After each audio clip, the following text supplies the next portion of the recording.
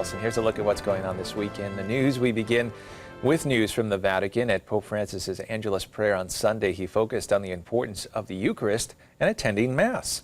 Rome Reports has more from a very wet St. Peter's Square. Even as rain fell from the sky, thousands of pilgrims joined Pope Francis in St. Peter's Square to pray the Angelus. He spoke about the importance of attending Mass. A volte si sente riguardo alla Santa Messa questa obiezione: ma a cosa serve la Messa? Io vado in chiesa quando me la sento o prego meglio in solitudine. Ma l'Eucaristia non è una preghiera privata o una bella esperienza spirituale, non è una semplice commemorazione di ciò che Gesù ha fatto nell'ultima cena. Noi diciamo, per capire bene, che l'Eucaristia è memoriale. The Pope spoke further about the Eucharist. He explained that it is much more than a symbol or an image. The Eucharist, he said, is Jesus giving himself. È l'Eucaristia che Gesù ci lascia con uno scopo preciso, che noi possiamo diventare una sola cosa con Lui. At the end of the Angelus, Pope Francis sent a greeting to the thousands of young people who were celebrating the 200th anniversary of the birth of St. John Bosco, best known as Don Bosco. He was born in Turin on August 16, 1815. He became a priest at the age of 25 and spent the rest of his life helping young people, founding the Salesian Order in 1864. Today, the Salesians have a presence in 132 countries. In news from around the country, after the State Court of Appeals in New Mexico recently reversed a lower court's approval of physician-assisted suicide, the Catholic bishops of the state released a joint statement saying that they welcome the decision.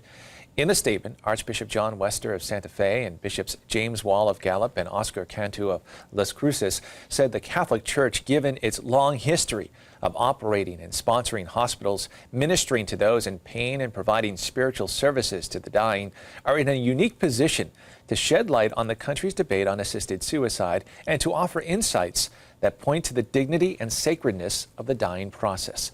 The ruling reverses a 2-year-old case of a woman who had been diagnosed with life-threatening uterine cancer. At that time, a district court said that aid in dying is a fundamental liberty interest.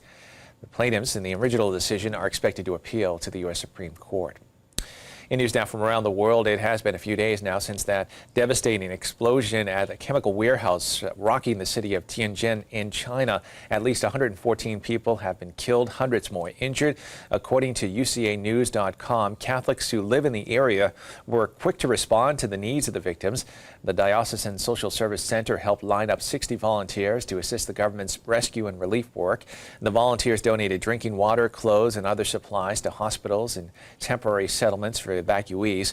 In downtown Tianjin, Father Zheng Liang of St. Joseph's Cathedral appealed for donations, and choir members gathered to give blood. Coadjutor Bishop Melchior Shi Hongzhen, a Vatican-approved bishop whom the government recognizes only as a priest, lives about 6 miles from where the blast happened. A priest who works with the bishop said that in the hours following the blast, they celebrated Mass and prayed for the dead, the injured, and their families. Well, the cleanup is continuing with thousands still remaining homeless, and it's unknown when it will be safe for residents to return to that area. And finally in the news, well, with the upcoming visit of Pope Francis to the United States getting closer and closer, many are wondering what the impact of his visit will have in the political sphere on the country. Rome Reports talks to an expert on religion and politics to get his take on how politics will play in the Pope's visit. Is Pope Francis a liberal, conservative, or neither? With his upcoming visit to the U.S., it seems that is the question being asked by media pundits, conservative Catholics, and everyone in between. There's going to be a lot of spin, a lot of media hype, and a lot of political implications. Professor Michael Dressen specializes in religion and politics at Rome's John Cabot University. He says that even though the Pope is primarily a religious figure and not a political one, he will inevitably address divisive issues in the political arena, everything from economics and immigration to abortion and climate change. He's going to have to speak to those divisions within United States society, and I think he'll find a way to do that. It's no surprise that a pope is simultaneously very critical of free market capitalism and its effects on inequality, and at the same time, has a very robust defense of things like marriage and Catholic schools and praying the rosary.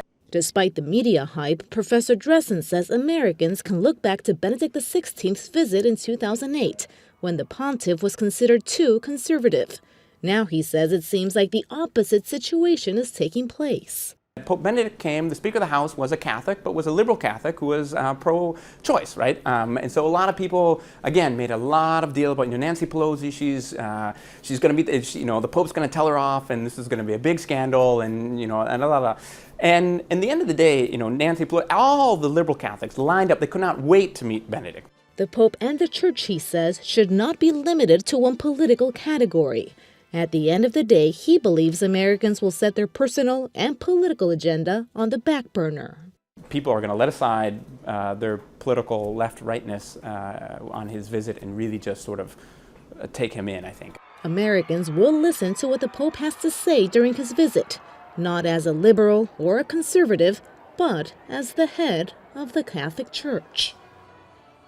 And that is all the information we have for you at this time. I'm Kevin Nelson. Don't forget, you can keep up to date on Catholic news throughout the week with Catholic Newsbreak right here on the Catholic TV Network.